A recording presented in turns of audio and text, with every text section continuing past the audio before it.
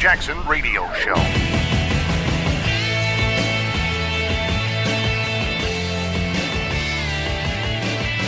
At the end of the day, it's so I'm Palestinian. If I want to say I'm black, I'm black. Welcome, everybody. Kevin Jackson here. It's Kevin Jackson Show. KJRadio.com. That was Linda Sarsour, whatever. You've seen her around. She's a Muslim lady that pretends that she really loves America, and she is a front for the Muslim Brotherhood. She wants to make Islam seem palatable. I mentioned that I rode with a lady on the airplane. Her name was Amanda. And she says to me, Kevin, what do you think about the Muslims? Once she figured out I was a conservative, and I said, I don't have a problem with Arabs. And she says, well, what do you think about Donald Trump's, ban on Muslims? I go, it's really funny you put it that way, and I said, knowing your politics, I said it was identical to what Barack Obama did, except it was actually less intrusive to Muslims. And she says, what? And I said, yeah. I said, Barack Obama did identically the same thing.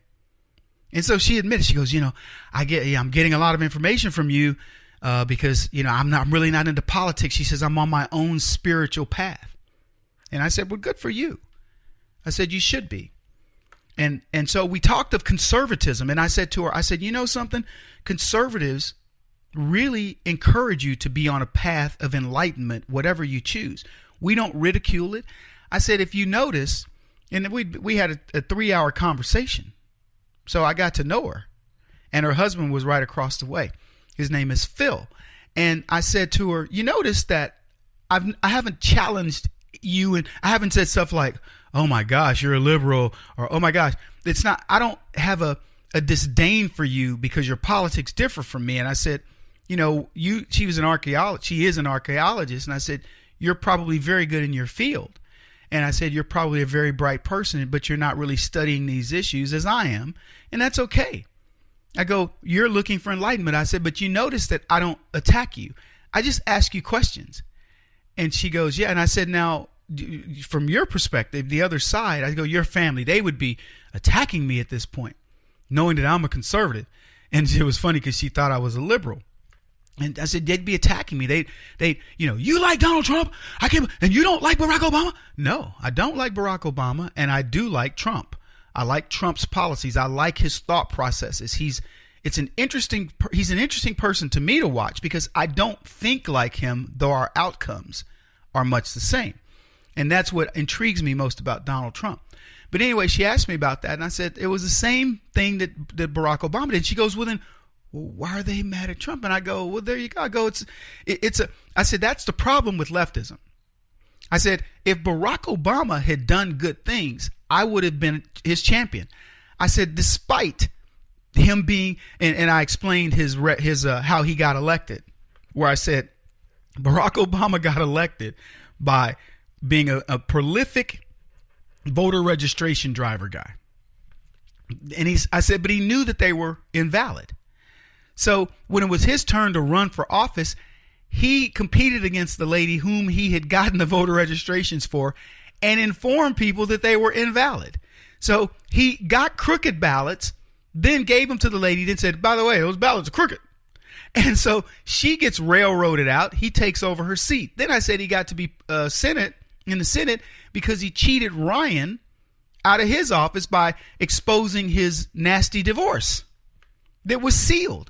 He somehow got people to unseal the records, and Ryan suddenly became a guy who was at swingers parties and not taking care of his kids and all these things that were just, allegations made by his wife in a bad divorce.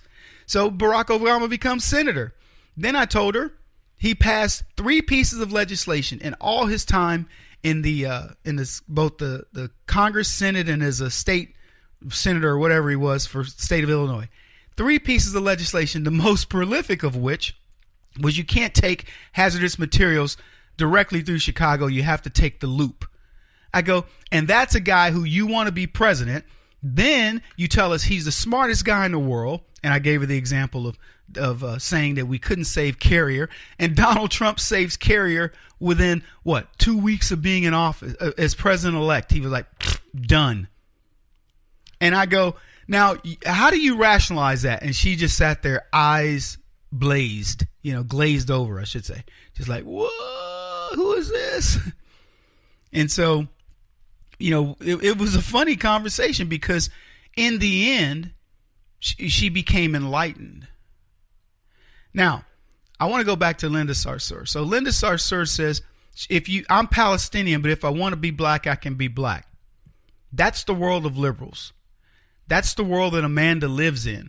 That she's like, you be who you want to be. You can be who you want to be. But I go back to Matt Walsh's quote, or his tweet, I should say, where Matt essentially said, you got to pick. Can women have penises? Can I forget what he said about babies, but and I love science. Oh, babies in the womb are not babies or something like that.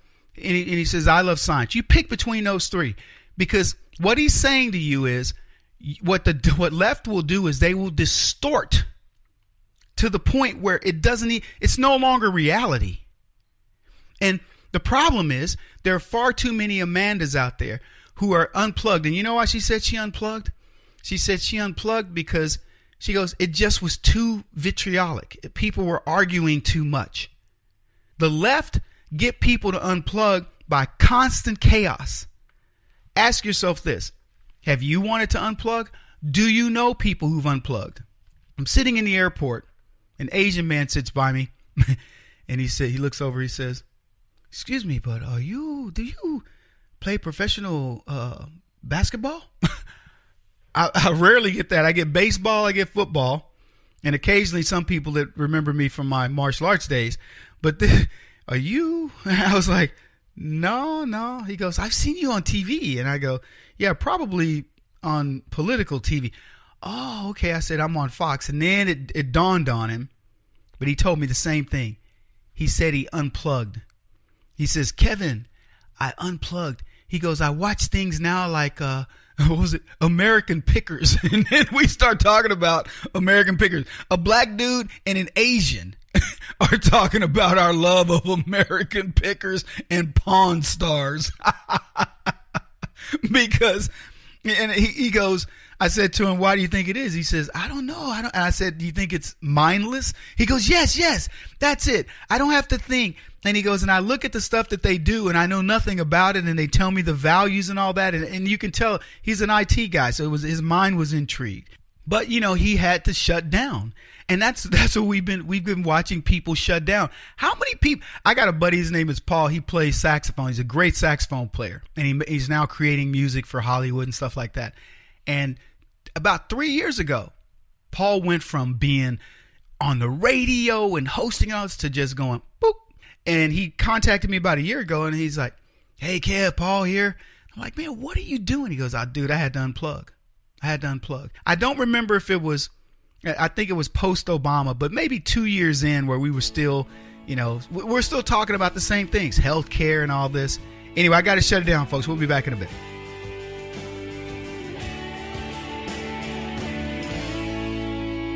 This is the Kevin Jackson Radio Show.